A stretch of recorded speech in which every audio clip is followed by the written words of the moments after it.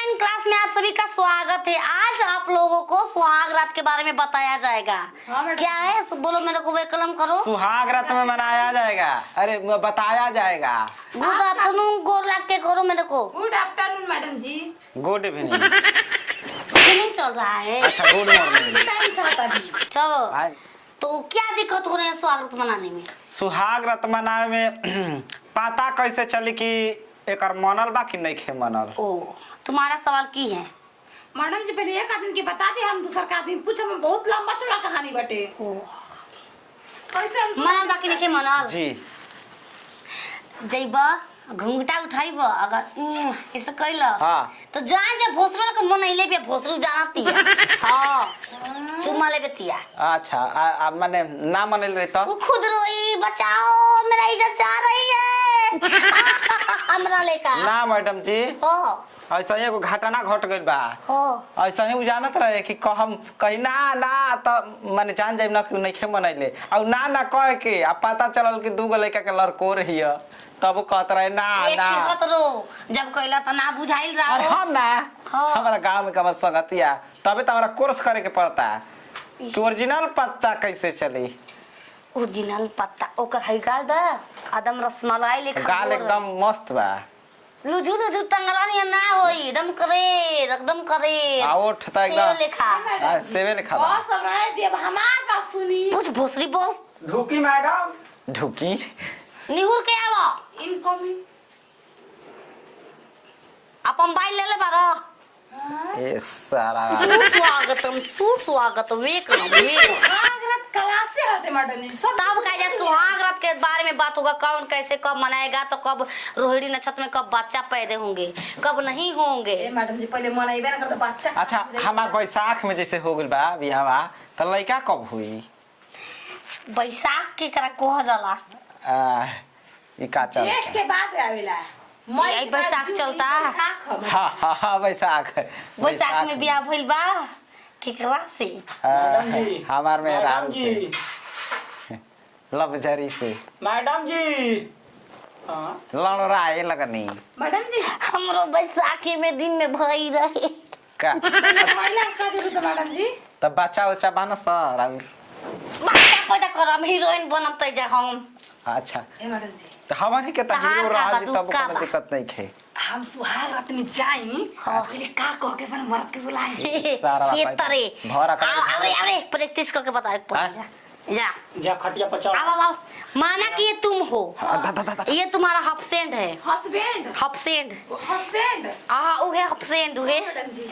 ये मेरा घुंघटा है, हमने की बोलाना है। हां उठाई हम बताइब हम का बोलम। ये तो मैडम सुहाग हाथ धरे के हाथ धरे। हाँ ए राजा जी ये करे तो रहुए जरूरत मुहूर्त खूबसूरत लागेला। ए राजा जी कहे के बाद अच्छा मैडम जी राजा जी को के सबके बात कर मर के बापू कहता हाय बाबू पापा के कह जाला। पापा माई कौन बाबू छिनार बाबू कहत रे भतार के बाबू कैसा वैसे रिश्ता टूट जाता तुरंत। बाबू माने पापा। मैडम जी खाली हाथवे धरनिया कुछ हुआ अब ना। उठावा सटी मैडम जी बताएं कि सटा नहीं बा। साला कहीं का उतर आवरी का करे बा। जाई जब हाथ पकड़ अपने मोबाइल में यूट्यूब पर जाओ, मैं ऑनलाइन क्लास मेरा खुला है। हाँ मेरा चैनल है, सब्सक्राइब करो पहले। वीडियो कहाँ बोलना पाई? लिखो कि सुहाग रात कैसे मनाए सीखे। सुहाग रात कैसे मनाए सीखे। सुहाग रात में अपन पति को क्या गूगल करके बुलाए? गूगल गूगल का सुहाग रात कैसे मनी रहती? तू का से का पूछत रहा बुढ़पुरे हम दी से। हे हई का देता यह कुल देता हाफ पैंट। ये अक्षरा सिंह पवन सिंह के संग नाचो तरी लुंगी पहन के। अच्छा सुहाग रात में का पहन के जाए के चाहिए? लुंगी धोती है का अक्षरा सिंह लुंगी पहनले बाड़ी। मतलब भोसरी वाला देखो, लुंगी धोती पहन के जाओ और तुम अपने साड़ी पहनने ना।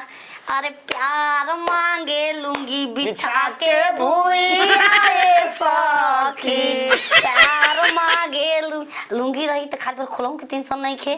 मैडम जी मैडम पगलाई का ही जा। मेहरारू के मैक्सी पहने के चाहिए, साड़ी का हो? मैडम जी रउआ गोरे तो का फिर गोरे कैसे अपन राजा जी के बोले कैसे बोला ना कैसे सुहागा तो मनो ही नहीं अपन राजा जी के साथे मैया रे मैया ई का हो गइल मैडम जी हम तो खड़ा रही हां खड़ा रहिस हम आई सड़िया पहन के कहिए लावा ए भी मारे नहीं गा सुहागा हमारा का तो हाथ जी के पहन के चल दिया उमन अपन जमाना के बताई बताओ बताई मैडम जी बताई ये सड़िया पहन के हम तैयार भई रही खड़ा रही अच्छा तुरंते आइलन लजाते रुक जा सिखाओ तनी सिखाओ सारा सीखू आइलन धीरे धीरे ये सुबह न त ये तरीका के आई अयो हे जा चुमा हे जा चुमा हे जा चुमा हे जा पूरा मुंह चुमा ये जाके चुम्मा ले ला गर्दन में जी गाल पर ओजे से शुरुआत कर ले भतार तेज हुई अब बमला बड़े तेज हो हे जा चुमा ले लस मन पनिया गन गुदगुदा गन क्लास बंद कर सो हम अब जान के स्वागत कैसे बनाए के बाद अबे अधेरी ना ना हम जान के नहीं हमारा से बर्दाश्त हम ना जान गल ताल का बोलो पैसा दे के जा ऑनलाइन पेमेंट कर सुने ना पूछे घरी बतावा तू कुछ पूछबा अपन आगे पूछ लो एकर बाद हम ना तू पूछ अब तू छोड़ पूछ तू पूछ हम पूछ ले अच्छा हमारी समस्या बा कि जे घूंघटा उठाते हैं ते दांत चिया ए सार तो तहारा में ना कमी बा सुजतिया हां ओ हां हाँ कहीं सुतले में कला प्यार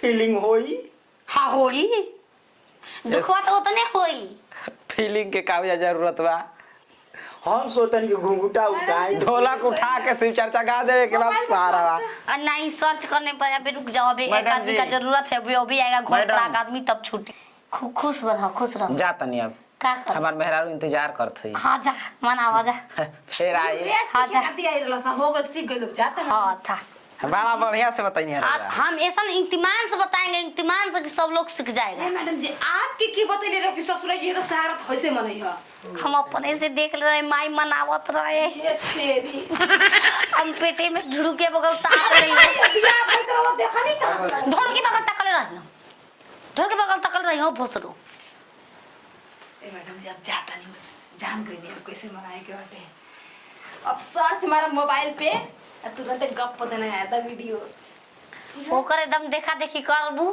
चल देबू जा जाई तहार का समस्या रहे हमार समस्या कहले ना भाई बैठाम करम